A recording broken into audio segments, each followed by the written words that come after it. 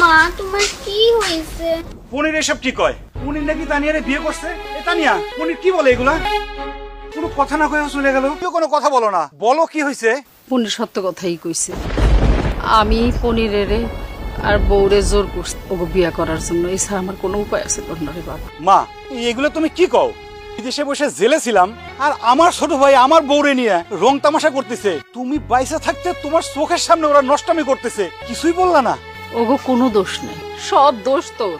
সব দোষ আমার মানে? তুই বিদেশে যে নিখোঁজ হয়ে গেলি, তোর কোনো খোঁজ খবর নাই।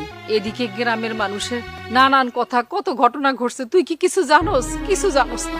আমি সম্মান বাঁচানোর জন্য অগ দুইজনে আমি নিজে বিয়া পড়াইয়া দিছি। তোরে কত জায়গায় না পনির খুঁজছে, যেই মানুষটারে পাইছে তাকে জয়টা জিজ্ঞেস করছে যে আমার ভাইয়ের কোনো খোঁজ জানেন?